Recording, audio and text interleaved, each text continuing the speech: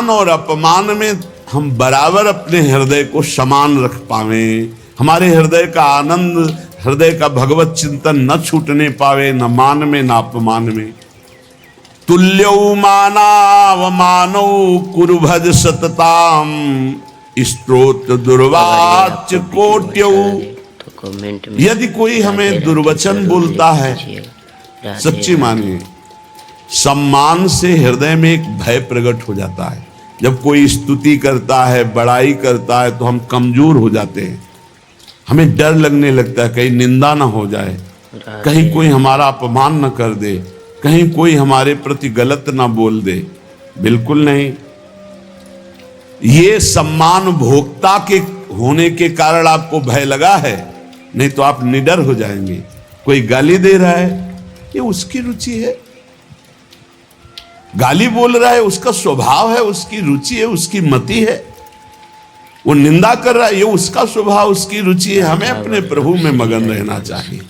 दुर्वाच्य कोट्यो, करोड़ों गालियां दे है, फिर भी हमारे हृदय में उसके प्रति द्वेष भाव ना हो, द्रोह भाव ना हो। और स्तोत्र खूब आपकी स्तुति करे, लेकिन आपका प्रिय भाव नहीं होना चाहिए। स्तुति करने वाले पर प्रिय भाव और निंदा करने वाले पर अप्रिय भाव, ये संसारी पुरुष में होते हैं, भक्तों में नहीं होते। भक्तों में क्या भाव होता है? निंदा करने वाले में प्रिय भाव और स्तुति करने वालों में उदास भाव, उदासीन भाव, न प्रियता और न कठोरता, उदासीन भाव। लेकिन निंदा करने वाले में प्रिय भाव। जो निंदा करने वाला है उससे ऐसे जैसे कोई स्तुति करे, तब कैसा हम व्यवहार करेंगे, वैसा निंदा करने वाले के प्रति व्यवहार। यही साधु उमा संत कही, यही बड़ाई, वो मंद करत और ये करत भलाई। जब वो बुरा बोले और हम उसका मंगल प्रिय भाव रखे, तब हमारी साधुता सुरक्षित, तब हमारी भक्ति सुरक्षित। ग्रासा लाभे महासंपत्ति, सीधा हम वृंदावन वास कर रहे भजन मार्ग में। हमें हो सकता, अब तो बड़ी व्यवस्थाएं हो गई हैं, नहीं पढ़े बड़ी समस्या उदर भरने की ही केवल थी। मथुरा और दूर दूर जा कर के टुकड़े मांग करके रसिक महापुरुषों ने उदर पोषण किया है। बहुत ही कष्टप्रद जीवन, वैराग्य का जीवन बहुत कष्टप्रद। अब तो हर सुविधाएं भगवान दिए, फिर भी अगर भजन न हो, भगवत प्राप्ति की प्रबल इच्छा ना हो, तो फिर जीवन ही बेकार है। बहुत कष्टप्रद जीवन व्यतीत करे महापुरुष जो पीछे हो गए। बड़े बड़े मच्छर, क्योंकि खूब लताएं थी, सांप बिछे, खाने पीने की व्यवस्था नहीं, कोई रहने की व्यवस्था नहीं। आज इस वृक्ष के नीचे, कल उस वृक्ष के नीचे भारी कष्ट सहते हुए प्रियालाल के लिए हर समय तड़पते रहते, रोते रहते। तो आज तो हमें भगवान ने बहुत सुविधा दे दी, ना भूख का चिंतन करने की, ना वास की चिंतन की, ना वस्त्र के चिंतन की, ना औषधि के चिंतन, सब व्यवस्था प्रभु की। अब अगर भजन ना हुआ, भगवत चिंतन ना हुआ, तो फिर धिक्कार है जीवन को। प्रभु ने सब जो चिंतन करने के अवसर थे, सब वो बंद कर दिए। आपको अपने वस्त्र का चिंतन करने की जरूरत नहीं कि कैसे तन ढकें, आपको पेट भरने का कैसे पेट भरें, आप कहाँ वास करें, इसका भी, आपकी औषधि कैसे, इसका भी कोई चिंतन करने की गुंजाइश नहीं। अब तो अनन्य चिंतयन्तो माम, अब अनन्य चिंतन करो, क्योंकि वो योगक्षेम का वाहन स्वयं कर रहे। तो कह रहे ग्रासा लाभ है, यदि एक कौरा अन्न मिल जाए 24 घंटे में, तो उतने में ही प्राण पोषण हो जाएगा। और रात दिन भजन करो। श्रीपाद प्रबोधानंद जी कह रहे हैं, कैसे वृंदावन वास करो? अपने को सबसे नीचाति नीच मानकर, दूसरों को सम्मान बढ़ाई देते हुए, अपना जब अपमान हो या सम्मान हो, दोनों में समान भाव रखें। और कोई हमें गाली दे या स्तुति, हम उससे अपने हृदय को बचाएं। और एक कौरा भी अन्न मिल जाए तो उससे प्राण पोषण कर ले। और द्वित सुहृद तुल्य भावः, बहुत बढ़िया बात है। परिवार की ममता छोड़ दे। देखो हमारी प्रार्थना है, यदि आप मोबाइल अत्यंत आवश्यक है तो कसम खा करके लीजिए, कि गंदी बातें नहीं देखेंगे, प्रपंच नहीं देखेंगे। नहीं, बहुत हम कह रहे हैं सुबह से शाम तक मोबाइल इतना है, आराम से समय कट जाएगा बिना भजन के, बिना चिंतन के। देखते रहो, इतनी रीलें, इतने सब प्रपंच भरे, और प्रायः चूक हो रही है। दिव्य समय को व्यर्थ किया जा रहा है इन बातों से। बैठे बैठे जो बस मोबाइल में लगे हैं, मोबाइल में ऐसे अंगुली ऐसे करते रहते हैं, वो गया फिर दूसरा फिर तीसरा, क्या मिलेगा आपको? आपका समय नष्ट हो रहा है। अच्छा, घर परिवार से जब वैरागी हो गए हो तो बात क्यों करते हो? क्या जरूरत है? अरे भगवान को समर्पित कर दिया, वो देखें। ये तो वैरागी न बनो, जाओ कपड़ा लत्ता पहनकर घर में मेहनत करो, माता पिता की सेवा करो, परिवार का सेवन भगवत भाव से करके, भजन करके, भक्ति के द्वारा भगवान को प्राप्त करो। दो मार्ग हैं, कि निवृत्ति और एक प्रवृत्ति। अब मार्ग तो रखे और निवृत्ति का कार्य कर रहे सब प्रवृत्ति के, तो कैसे बात बनेगी? अपने मार्ग में चलो। अगर घर से प्रवृत्ति मार्ग से निकल पड़े हो, निवृत्ति मार्ग में आ गए हो घर की स्वीकृति लेकर के, तो फिर अब चाहे मर जाए कोई, अब दोबारा उसकी स्मृति नहीं और वहां जाना नहीं।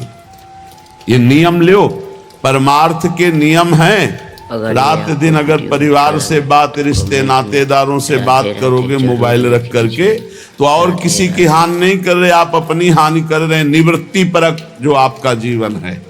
और बहुत सावधान, हमें लगता है कि अगर सुनने के लिए तो और यंत्र ले लो, सत्संग भर लो। एक चिप में 300 घंटे के सत्संग हैं, 300 घंटा सत्संग। हमें लगता है कि अगर एक एक सत्संग 1 घंटा का रोज सुनो तो 365 दिन साल में होते, तो 1 साल 1 चिप चलेगी। सुनने वाला रख लो। और अगर आपका बहुत ऐसा है कि आप कोई अलग रहते हैं और आपको सिलेंडर इन सब की जरूरत है, तो एक वो 2000 वाला मोबाइल रख लो। ये टच वाला क्यों रखते हो? इसी में सारे जहर हैं। छोटे वाले में तो हमें लगता कुछ दिखाई नहीं देता, उसमें चित्र तो आते नहीं। ऐसा करना चाहिए साधक को। ये जिनकी बहुत बड़ी बड़ी सेवाएं हैं वो बात अलग है। नहीं, हमारी प्रार्थना है बाहरी भी साधकों से, अपने यहाँ तो जिनको सेवा उन्हीं के पास मोबाइल है, अन्यथा नहीं है। बाहरी साधकों, ये मोबाइल बहुत जहर है। भगवत प्राप्ति के बाधा के लिए कलयुग ने बड़ी भारी रचना रच दी है, और अगर नियम संयम से प्रयोग करो तो बड़ा सहयोगी है। सत्संग सुन लो आप इससे, मोबाइल से। कोई विपत्ति वाली बात है तो आप सूचना दे सकते हो। बहुत तरह से बचाव पक्ष इसमें है, लेकिन फसाव पक्ष बहुत ज्यादा है। फसाव पक्ष से जिनकी बचने की सामर्थ्य है वही मोबाइल रखे। साधक तो बिल्कुल जहर समझे, मार देगा भैया, बिल्कुल मार देगा, बिल्कुल मार देगा। हर समय हम देखते हैं, चाहे छोटा बच्चा हो चाहे बड़ा हो, एकांत बैठे चल भी रहे हैं तो कान में बटन से लगे रहते हैं, और बात करते घूम रहे हैं जैसे ना बात करते, और कमेंट में और समय बर्बाद कर रहे हैं, और खोदे चला जा रहा है संसार की बातें। और क्या, राधे राधे मेन बात कर लो, बस काट के रख दो, भजन आओ कान में लगाए बस, और समय बर्बाद मत करो। यहाँ कह रहे हैं कि द्वित सुहृद तुल्य भावः, अगर तुमसे कोई शत्रुता का भाव करता है तो तुम भगवत भाव करो, और अगर कोई प्रीता का भाव करता है तो भगवत भाव करके राग रहित रहने के लिए उससे ज्यादा प्रियता मत करो। ये भगवत मार्ग है। घर परिवार वालों से तो प्रभु यदि निवृत्ति मार्ग में हो तो भूल जाओ कि तुम कहां पैदा हुए थे। इसलिए उपासक बहुत सावधान, हमारी बात मान लेना। यदि निवृत्ति मार्ग में चले हो तो परिवार से संबंध छोड़ दो, पैसे का बल छोड़ दो, किसी से दोस्ती मत करो, शत्रुता तो किसी से भूल के मत करो, तो एकमात्र भगवान का भरोसा, सब व्यवस्था हो जाएगी। सब व्यवस्था, मान लीजिए सब व्यवस्था हो जाएगी। विश्वास कीजिए, हमारी बात पर विश्वास कर लीजिए। किसी का सहयोग, और विरक्त होकर घर से लेके खाना है तो जहर खाना है। जहर का मतलब समझते हो? जैसे जहर खाते हो हमें मार देता है, ऐसे ही हमारे वैराग्य को मार देगा। पूज्य श्री रघुनाथ दास गोस्वामी जी को उनके पिता बहुत बड़े आदमी थे, मजूमदार खूब धन वैभव। राधा जब देखा कि बेटा जगन्नाथपुरी में वैराग्य, तो यहां से हलवाई, सामग्री, रुपया, पैसा सब भेजा। 2-4 दिन श्री पूज्य रघुनाथ दास गोस्वामी जी ने महाप्रभु चैतन्य देव को भोग पाया। फिर विचार किया, जब मैं वैराग्य के मार्ग में हूं तो पिता के द्वारा दी हुई वस्तु और संपत्ति का भोग। वीडियो अच्छा लगे तो कमेंट जाकर जगन्नाथ जी के द्वार पर सिंहपौर पर खड़े हो जाते, जो भिक्षुकों को प्रसाद बंटता वो प्रसाद लेकर बस एकांत भजन करते। कुछ दिन बाद वो भी छोड़ दिया था, एक क्षेत्र से ले आते। कुछ दिन बाद वो भी छोड़ दिया। जो प्रसाद गायों को डाल दिया जाता, गायें छक जाती, ना पाती, वो रात्रि में बीन के लाते और धोकर उससे उदर पोषण करके खूब भजन में रहते। हमें महापुरुषों के चरित्रों से पता चलता है कि विरक्त को अपने परिवार के दिए हुए धन के द्वारा अपना भरण पोषण नहीं करना चाहिए। बैरागी को भगवत आश्रित रहना चाहिए। अब दूसरा पक्ष, ये श्रीधाम वृंदावन है। अब समय वो रह नहीं गया कि आपको, अगर हम सब भिक्षा मांगने निकले तो 400-500 जिस गांव में जाएंगे दरवाजे बंद हो जाएंगे कि भैया रोज कौन 500 रोटी दे। अच्छा, कितनी व्यवस्था कोई करे, तो भगवान ने व्यवस्था कर दी है। अब जिनके पूरे परिवार विरक्त हैं, पत्नी, पुत्र, बेटा, बेटी सब, अब वो अपने संपत्ति को लेकर वृंदावन आए, अपना मकान खरीदे, अपना खा पी रहे, भजन कर रहे, बढ़िया है। वो भी एक पद्धति, क्योंकि वो धामवासी है, पूरा का पूरा गृहस्थी से पूरा का पूरा परिवार भजन मार्ग में, तो उनके लिए फिर ये विधान है कि वो अपने द्वारा जो कमाई हुई संपत्ति है उसी से अपने परिवार का पोषण करते हुए और भजन में तन्मय है। लेकिन जो नौजवान हैं, गृहस्थी में प्रवेश नहीं हुए और घर छोड़कर श्रीधाम वृंदावन या भगवत मार्ग स्वीकार, भूल कर भी परिवार का पैसा न स्वीकार करें।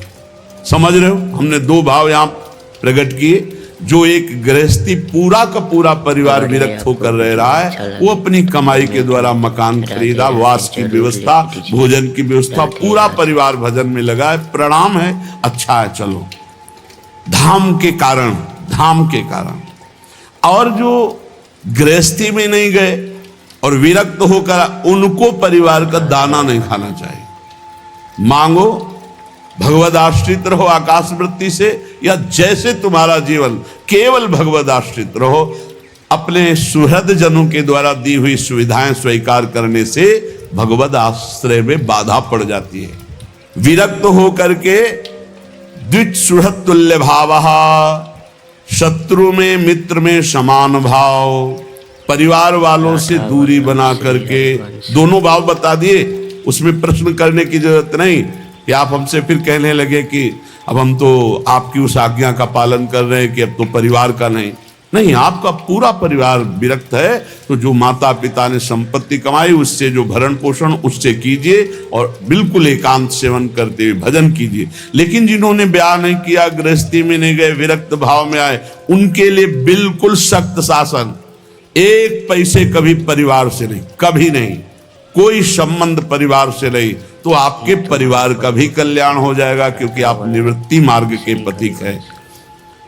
कांतत्वन्मात्र संच्छादित विकृततम स्त्री मया मेध्य पिंडम थुत्कुर्वार्थान अनर्थान विमर्श श्रुत सुहृदान धवान विद्धि बंधान कष्टम मिष्टान्न पानादिषु भज वसनाद्युज्ज्वलत्वे त्रपेथाः सर्वेषां शिष्य भृत्यादि वदति विनतोध्यासस्व वृंदावनं भोः।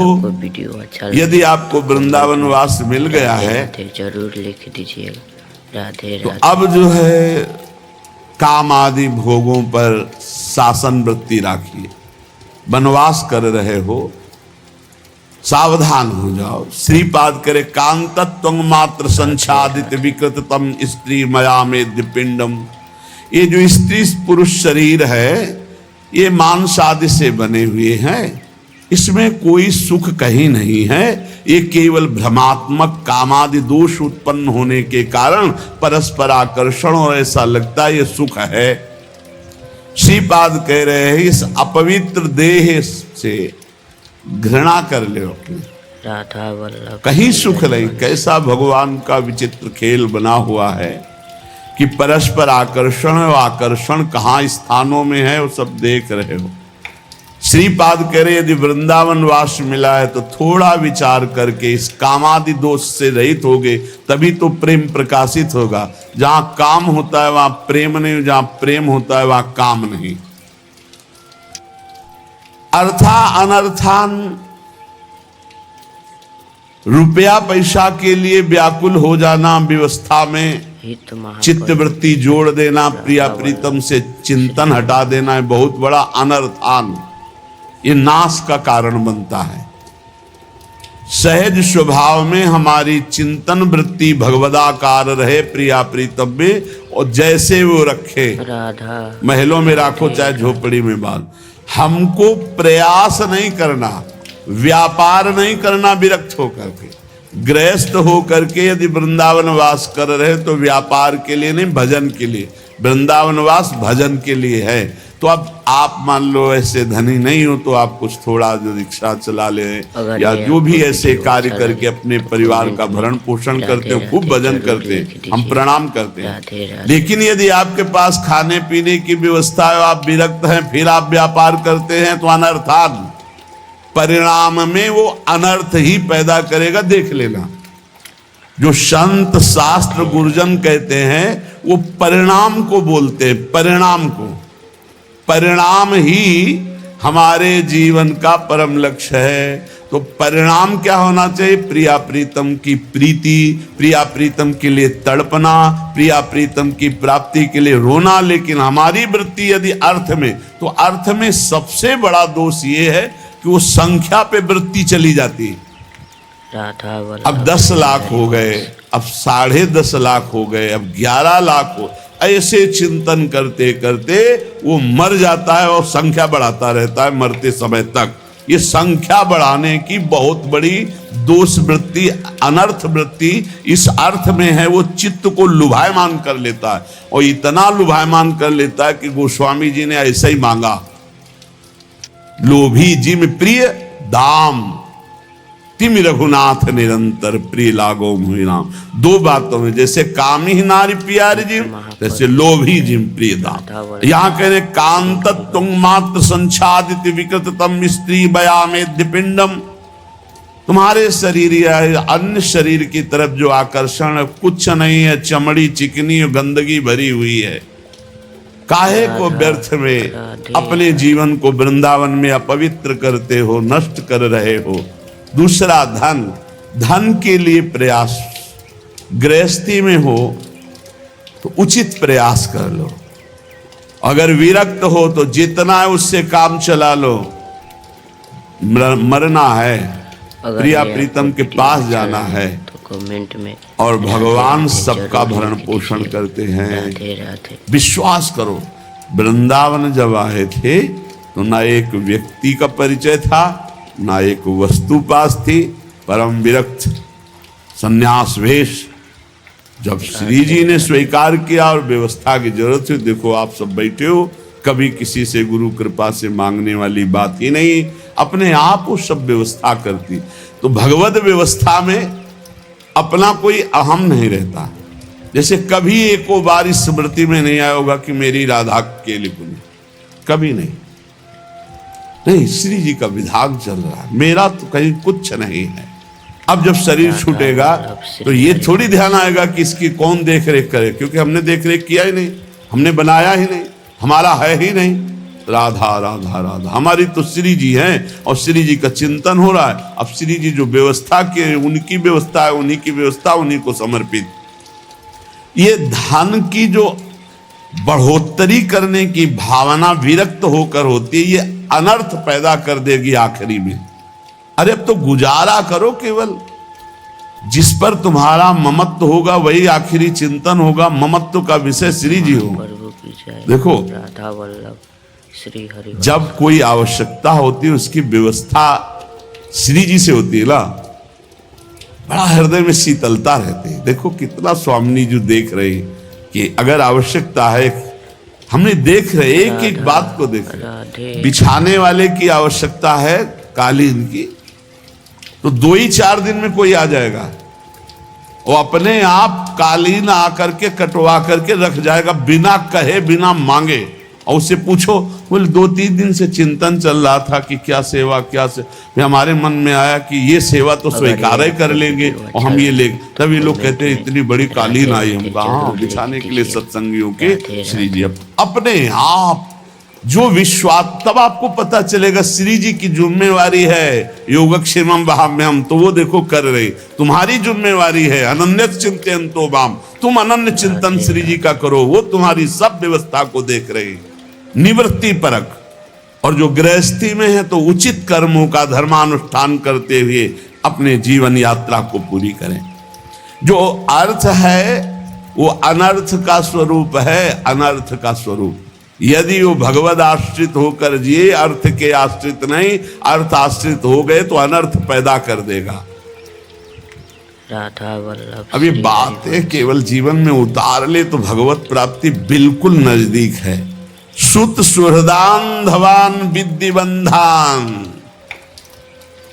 ये स्त्री पुत्र आदि का राग अंधा कर देता है, अज्ञान अंधकार में बांध देता है। बहुत विचित्र है, भगवान कृपा करे। इसीलिए कहा है गृह कारज नाना जंजाला, तेति दुर्गम शैल विशाला, ये शरावत अति कठिनाई, राम कृपा बिनु आए न जाई। बिना भगवान की कृपा के न संत समागम मिलता है, न भजन मिलता है। ऐसे लोग फंसे हुए हैं, बस वही लड़का बच्चा परिवार, उनको यही लगता है बस यही जीवन है, यही सब कुछ है। पहली बार मानो सृष्टि में जन्मे, उनको ऐसा लग रहा है। हाँ, जरा सा शरीर में कुछ हो जाए हाहाकार मच गया। लड़का के कुछ हो जाए तो लड़का भी परेशान, पिता भी परेशान, पूरा परिवार परेशान। अरे थोड़ा धैर्य पूर्वक सोचो, तुम जन्मे किस देश में हो? इसका नाम है मृत्यु देश, मृत्यु लोग। कोई न कोई कारण बनेगा, कोई न कोई मरेगा, कोई न कोई जाएगा, कोई न कोई आएगा। ये आना जाना इस देश में लगा हुआ है। इसलिए भाई यहां कमाने आए हो, कमा लो। कौन सा धन? अविनाशी धन, भगवन नाम, भगवत रूप, भगवत लीला, भगवत धाम। कह रहे हैं कि जो स्त्री पुत्र सुहृद आदि में आसक्त चित्त हैं, अंधे हो जाते हैं। इनको मृत्यु का भय नहीं रह जाता। इनको ये नहीं दिखाई दे रहा मैं किस लिए आया था और क्या कर रहा हूं। हम ये नहीं कह रहे कि सब विरक्त हो जाओ, हिम्मत ही नहीं विरक्त होने की। तो कम से कम उनमें भगवत भाव करके नाम जप करते हुए धर्म पूर्वक रहो तो तुम्हें वही कृपा प्राप्त हो जाएगी। पर नहीं, जो धर्म पूर्वक चलता है वहां सुख होता है, अधर्म में सुख नहीं है।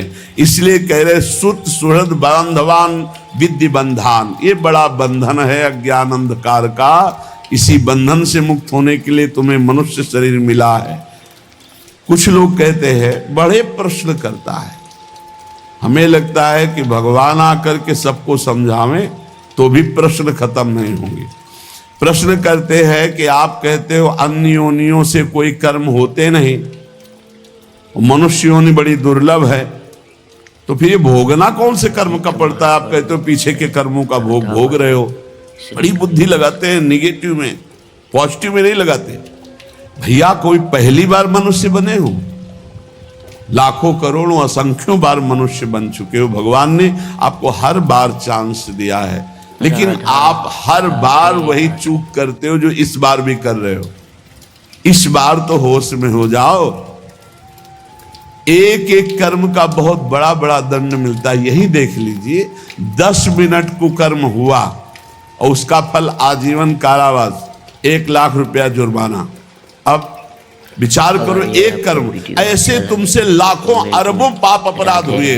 तो अन्य योनियों में भटकते भटकते देखकर फिर हरि कृपा करते, फिर मनुष्य जन्म देते, पर फिर वही चूक कर देता है, फंस जाता है अपने परिवार के राग में, वो पापाचरण करने लगता है।